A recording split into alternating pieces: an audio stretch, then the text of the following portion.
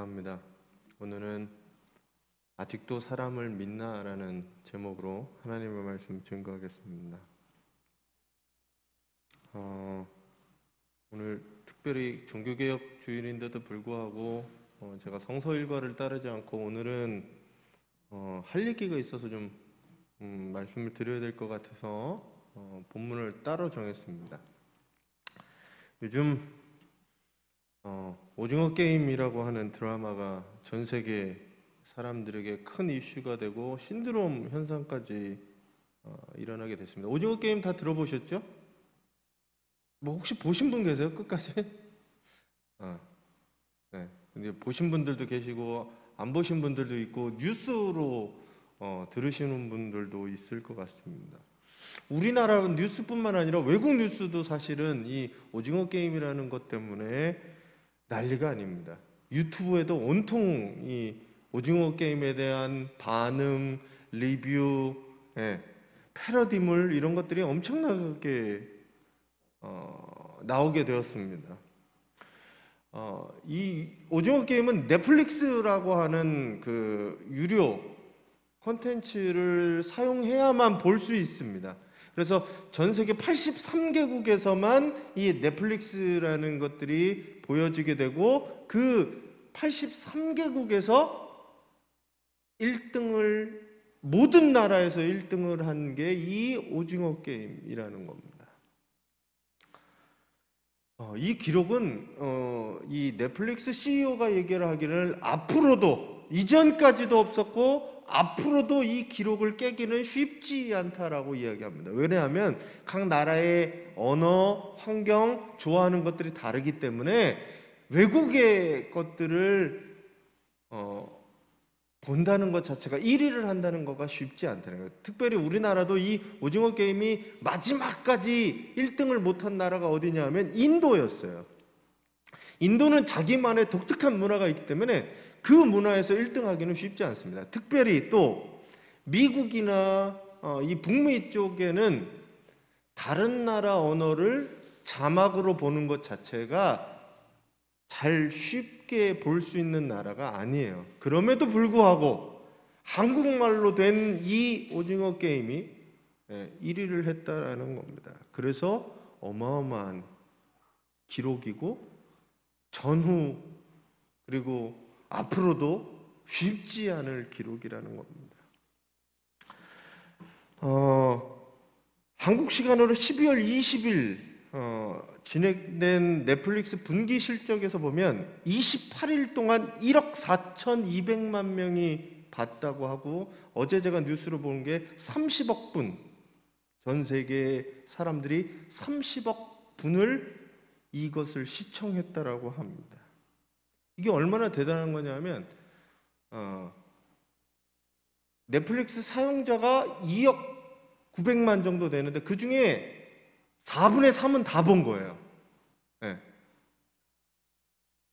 그래서 그 결과 전 세계적으로 이 오징어 게임을 실시간으로 하게 되는 것들을 보고 프랑스 그리고 뉴욕에서는 80명 신청하는데 3,000명 80명 지원하는데 3,000명이 몰려와서 그 경기를 하기도 했습니다.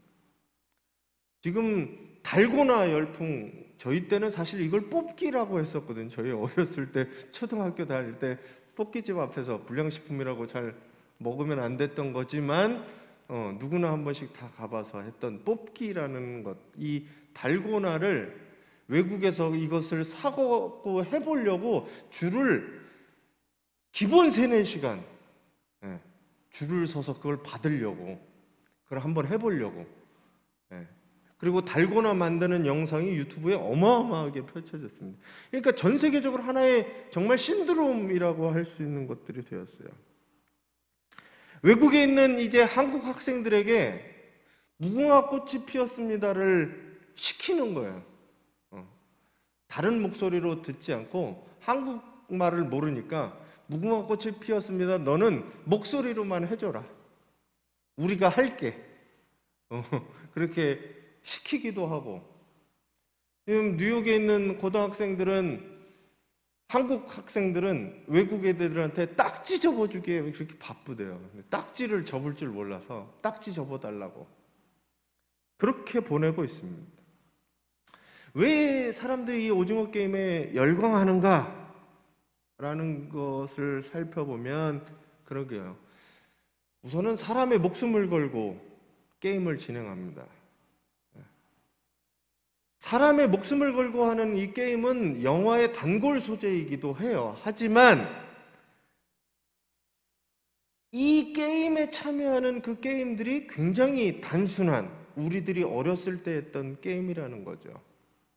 그래서 어릴 때 하던 게임의 법칙이나 룰이 그렇게 복잡하지가 않거든요. 간단하게 누구나 쉽게 이해하고 한 번 보면 할 수 있는 게 어린이들의 놀이라는 거죠.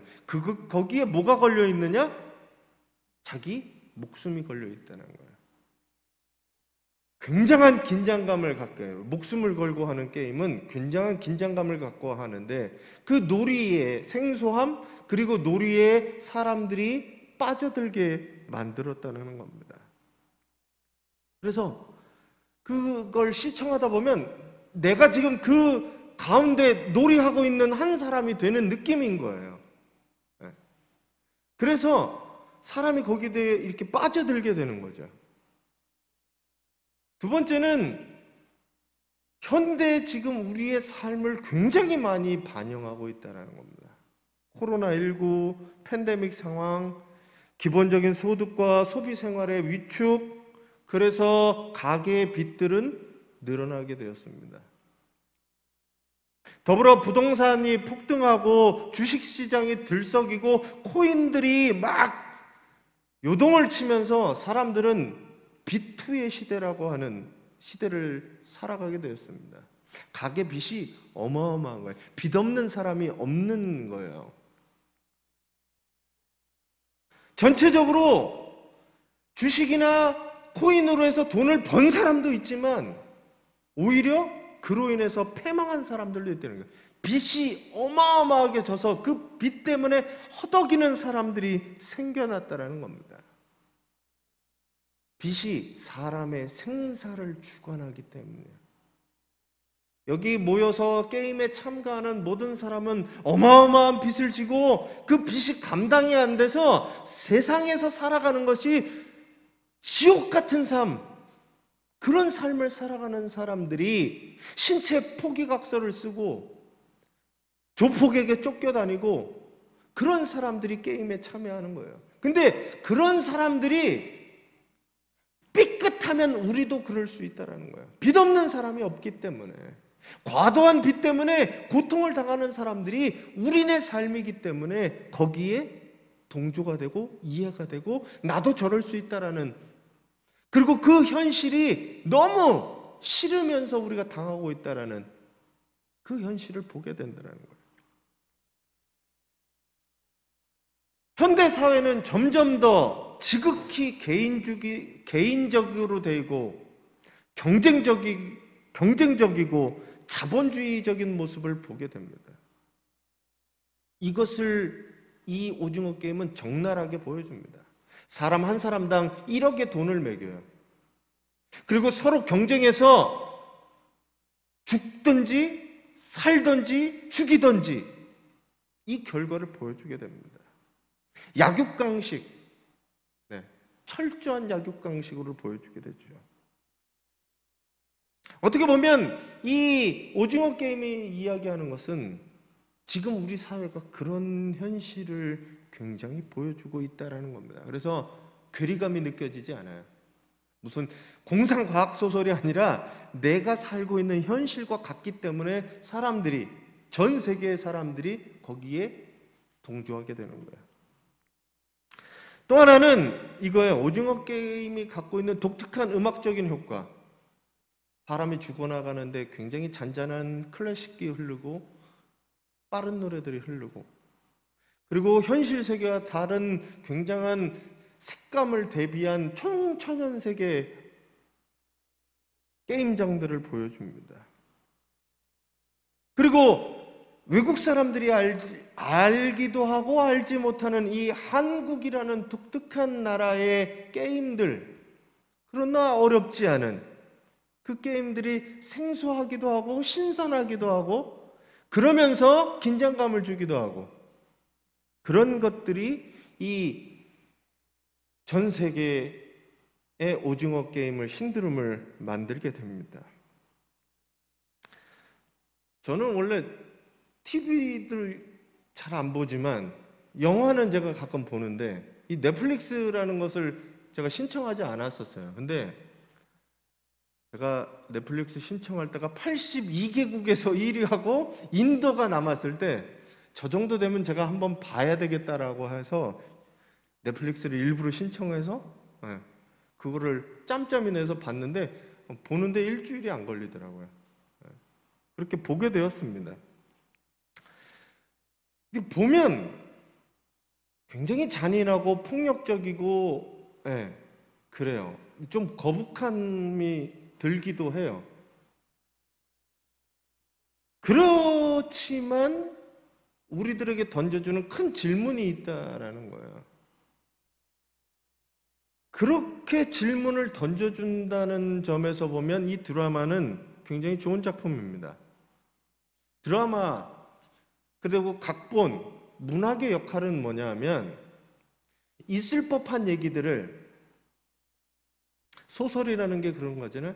있지는 않지만 있을 법한 얘기들을 굉장히 과장해서 보여줘서 사람들로 하여금 깨닫고 아니면 느끼고 생각하게 한다라는 점에서 보면 이 오징어 게임은 굉장히 좋은 작품이에요. 물론 이걸 보면서 그냥 잔인하다, 그냥 그렇게 끝날 수도 있어요. 하지만 조금을 고민하고 보면 이 드라마가 주는 메시지가 분명하다라는 거, 질문이 분명하다라는 겁니다.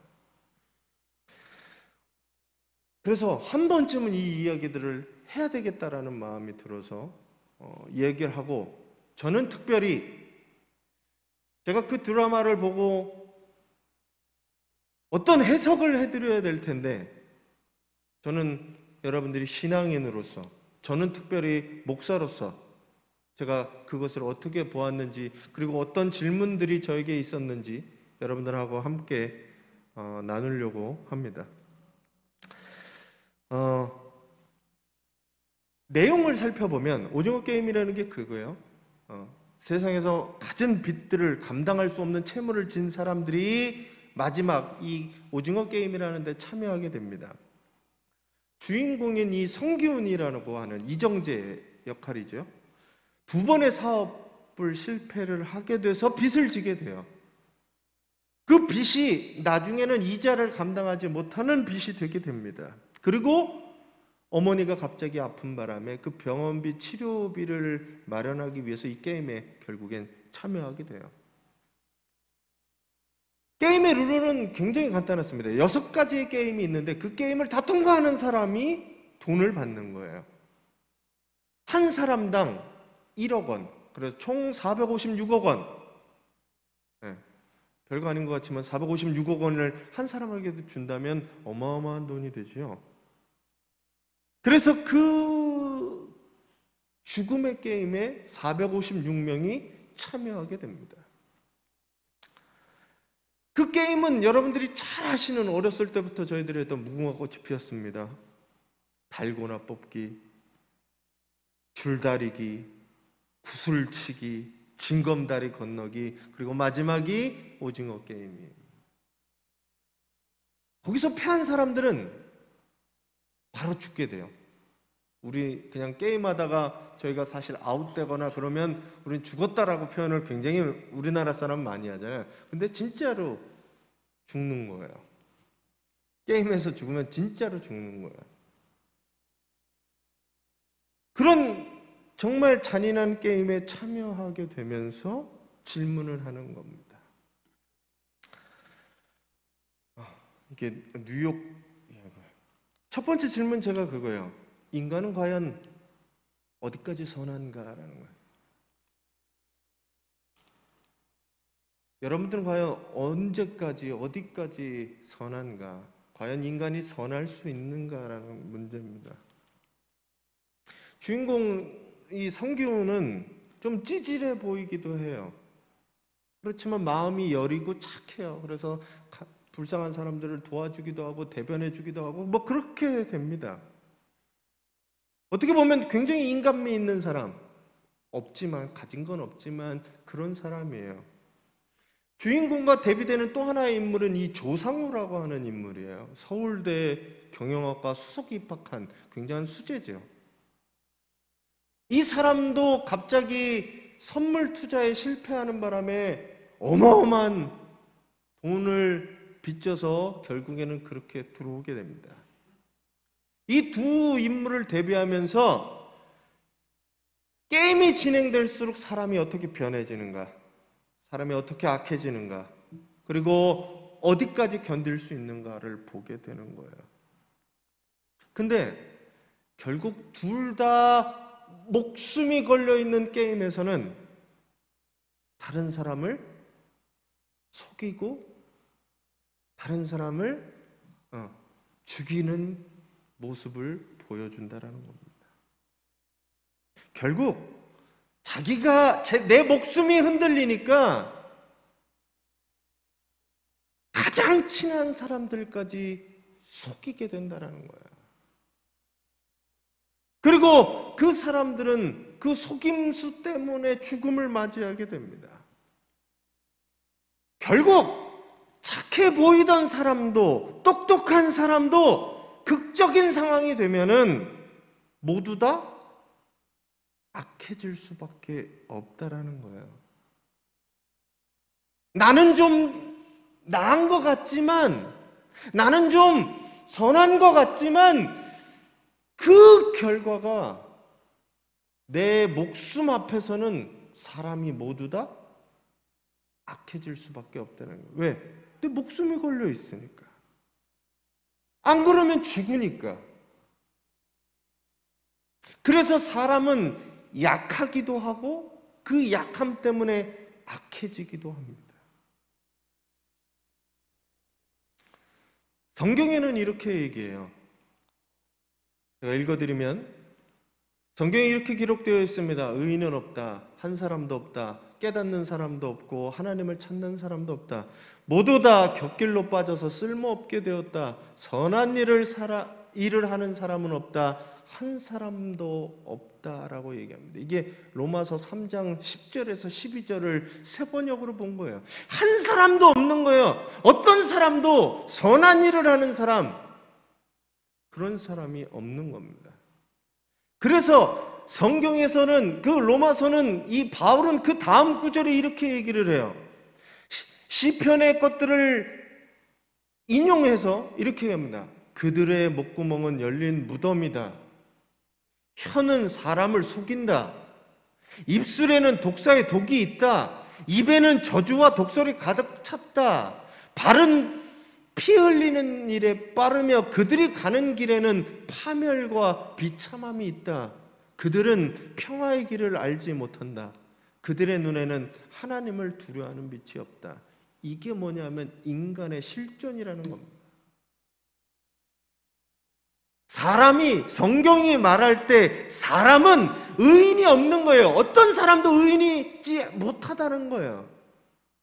항상 우리는 열린 무덤이고 사람을 속이고 독설이 가득한 그런 사람들이라고 얘기하는 겁니다. 세상의 모든 사람들이 악인이라고 얘기하는 거예요. 죄인이라고 얘기하는 거예요. 성경은 이 점을 분명히 합니다. 로마서 1장, 디모데후서 3장에서도 계속 사람은 죄인이다라고 얘기를 해요. 기독교의 시작이 어디냐? 내가 죄인임을 인정할 때 시작됩니다. 구원이 어디서 시작되느냐? 내가 죄인임을 인정하고 회개할 때 시작되는 거예요. 바울은 사람은, 의인은 아무도 없고 모두 다 죄인이고 모두 다 악인이다라고 얘기합니다. 여러분들 이걸 인정하시겠습니까? 여러분들이 악인이고 죄인이다라는 것을 인정하실 수 있겠습니까? 보통 사람들이 이렇게 얘기합니다. 내가 무슨 죄를 졌어요? 내가 법을 어겼어요? 사람을 죽였어요? 훔쳤어요? 내가 어떤 죄도 짓지 않았는데 왜 내가 죄인입니까? 라고 얘기를 할 수 있어요. 하지만 결국 인간이 그 끝에 가보면 모두 다 죄인일 수밖에 없다는 겁니다. 나는 좀 더 괜찮은 사람이야. 이 정도면 나는 법 없이 살 사람이야. 나 정도만 살라고 해. 하는 것들이 오징어 게임에서 보여주는 게 얼마나 부질없는 짓이냐. 그렇게 한다 한들 그 사람이 죄 짓지 않는 사람이냐? 아니라는 겁니다. 성경에서 말하는 이 죄라는 것은 두 가지가 있어요. 죄라는 단수로 표현될 때는 우리가 보통 얘기하는 원죄라는 거예요. 원죄, 죄성. 복수로 표현되는 죄들이라고 얘기할 때는 내가 지은 죄, 범죄, 자범죄라고 얘기하는 그것들을 이야기할 때는 복수로 사용돼서 죄들이라고 얘기합니다. 여기서 말하는 것은 당신이 죄인입니다라고 말하는 것은 단수예요. 내가 이것을 뭐 간음죄, 살인죄, 도적죄 그 죄가 아니라 내가 갖고 있는 죄성, 죄로 흐를 수밖에 없는 사람의 죄된 성질, 그것을 바울은 당신은 죄인입니다라고 얘기하는 겁니다. 그걸 인정하느냐는 거예요. 성경은 그것을 바꿀 수 없고 어느 한 사람 스스로 해결할 수도 스스로 벗어날 수도 없는 죄의 족쇄라고 얘기합니다. 여러분들 죄인 맞습니까? 네. 나는 좀 뭔가 다른 것 같아요? 나는 좀 뭔가 깨끗한 것 같고 나는 좀 뭔가 의로운 것 같아요? 하나님 앞에서 모두 다 죄인이라는 거예요. 이 고백이 전제돼야 되는 겁니다. 첫 번째 질문이 그거였어요. 너는 좀 뭐가 낫냐? 너는 뭐가 좀 선하냐? 배웠다고 선하냐? 착하다고 선하냐? 그렇다고 뭐가 바뀔 수 있냐? 바뀔 수 없다라는 거예요. 두 번째 질문은, 저에게 있어서 두 번째 질문은 이 전체 드라마에 흐르는 가장 중요한 포인트 중에 하나가 깐부라는 겁니다. 깐부. 주인공 성기훈에게 이 최고령 참가자이고 최약체였던 이 할아버지 한 명이 있어요. 오일남이라고 하는 할아버지가 둘이 게임을 하게 되는데 그렇게 얘기합니다. 우리 깐부할까?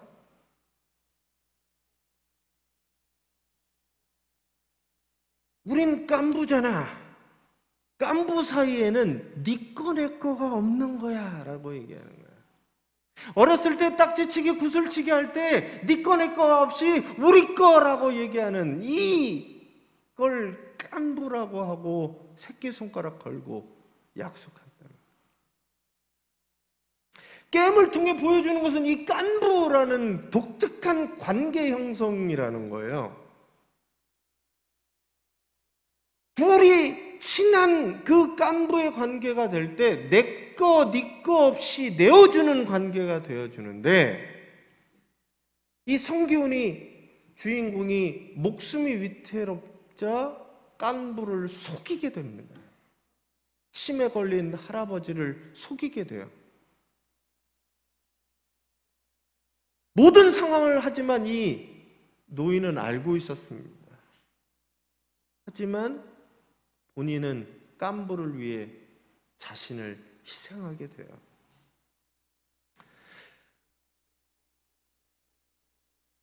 이 드라마에 보면 두 개의 깐부를 보여주는데 하나는 주인공과 오일남 할아버지의 깐부, 또 하나는 젊은 여자 두 명인 지영과 새벽의 깐부입니다.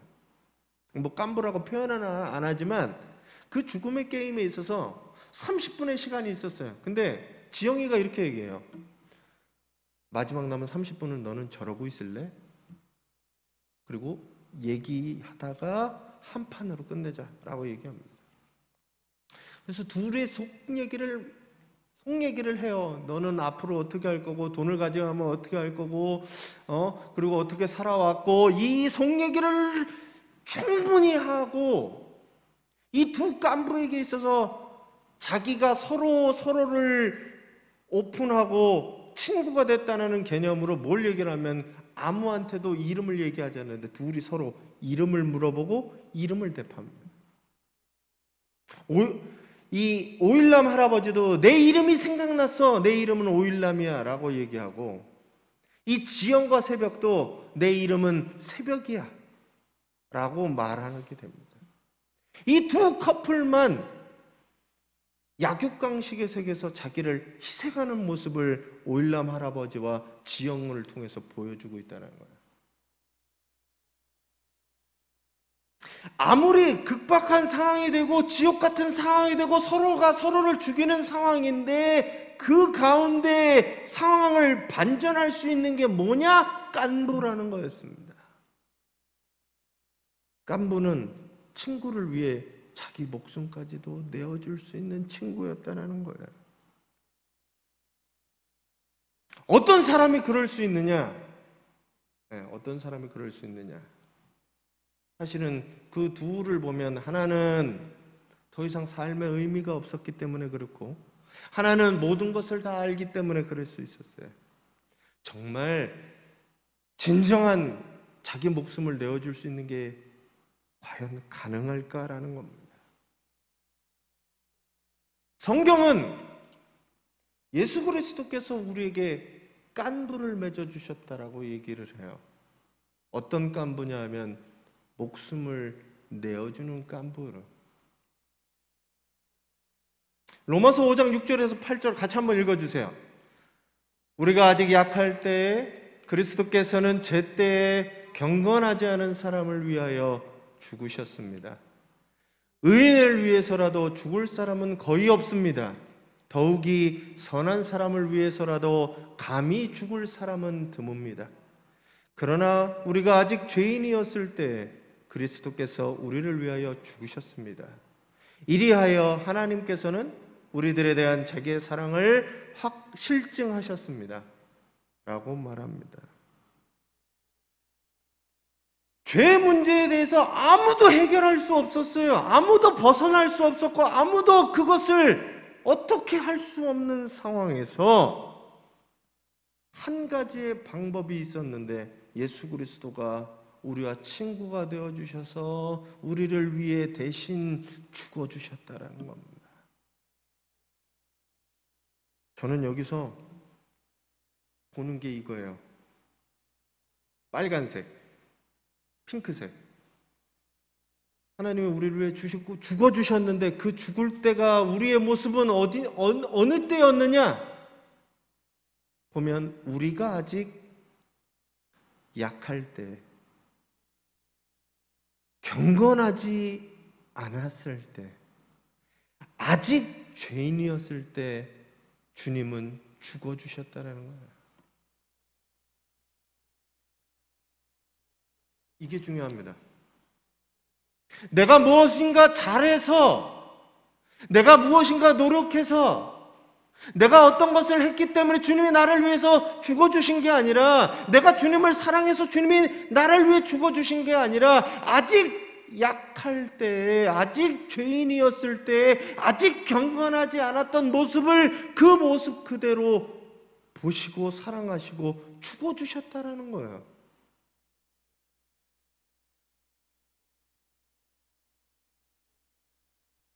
그리스도가 우리를 위해 왜 희생해 주실 수 있었느냐? 우리를 사랑하셨기 때문이라는 거예요.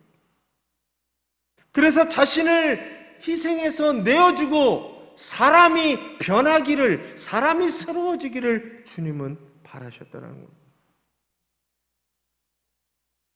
예수님께서 우리를 그렇게 깐부 맺어 주셨듯이, 정말 진정한 친구가 되어 주셨듯이, 예수를 따르고 예수를 믿는 사람들은 우리의 삶이 어떻게 해야 돼야 되느냐? 우리도 다른 사람들의 이웃의 진정한 친구와 진정한 깐부가 되어줄 수 있는 사람들이 되어야 한다는 겁니다. 마지막 질문은 이거예요. 나중에 이 주최자, 게임을 주최한 사람이, 할아버지가 이렇게 주인공에게 질문합니다. 아직도 사람을 믿나? 그 일을 겪고도? 라고 물어봐요. 오징어 게임의 그 죽음의 데스매치를 겪으면서 사람들이 속이고 서로 죽이고 서로 나만 살아남아야 되겠다라고 생각하고 다른 사람을 해야 하는 그 지옥을 경험했으면서도 자네는 사람을 믿나? 라고 물어보는 겁니다.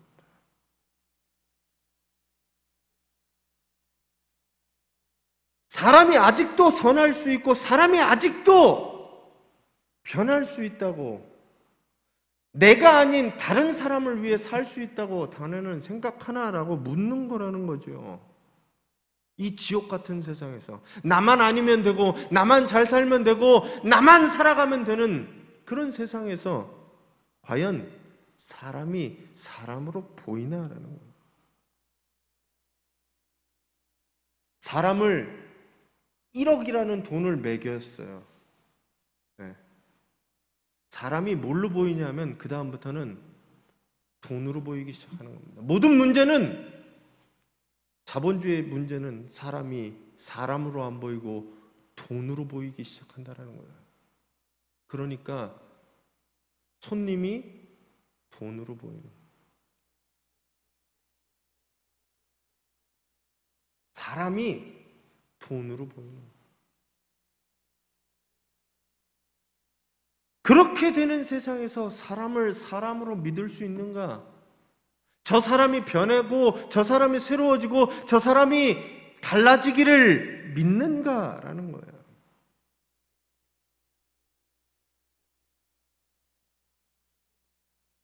이 드라마가 맨 마지막을 통해서, 결론을 통해서 보여주는 거 그렇습니다. 그럼에도 불구하고 세상은 아직 따뜻한 마음이 있는 사람이 있고 자신을 희생하는 사람이 있고 섬기는 사람이 있고, 그래서 세상은 아직 정말 지옥 같은 세상이기도 하지만 살 수 있는 세상이 되어지는 것, 그거라는 겁니다.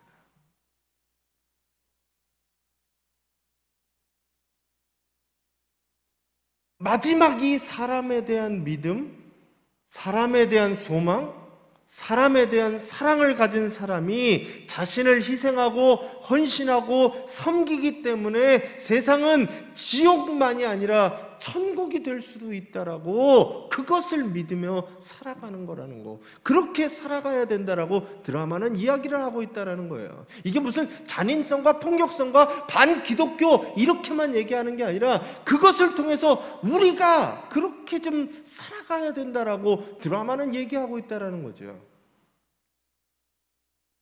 성경은 우리에게 뭐라고 얘기하냐면, 우리가 그의 죽으심과 같은 죽음을 죽어서 그와 연합하는 사람이 되었으면 우리는 부활에 있어서도 그와 연합하는 사람이 될 것이다 라고 얘기해요. 그러니 제발 가서 예수 그리스도가 했던 것처럼 가서 좀 죽으라고 말하는 겁니다.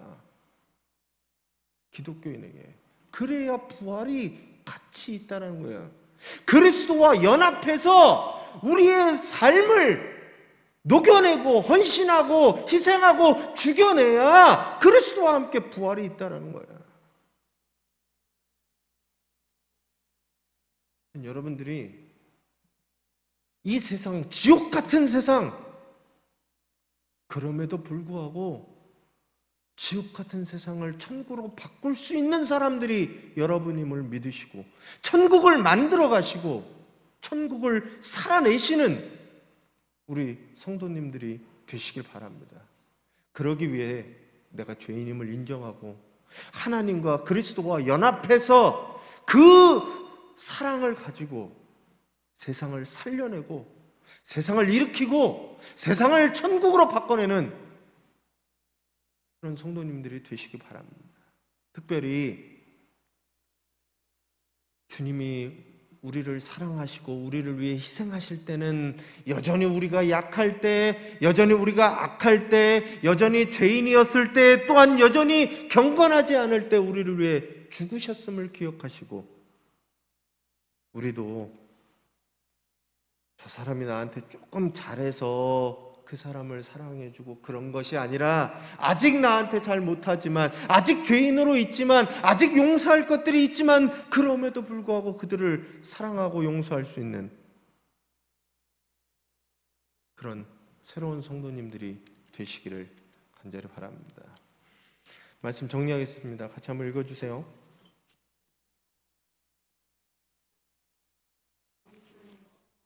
네, 자기가 죄인임을, 스스로 죄인임을 인정하고 그리스도와 함께 연합하고, 그리고 그것을 가지고 세상을 변화시키는 참된 그리스도인으로 살아가시는 성도님들이 되시기 바랍니다. 우리 같이 기도하겠습니다.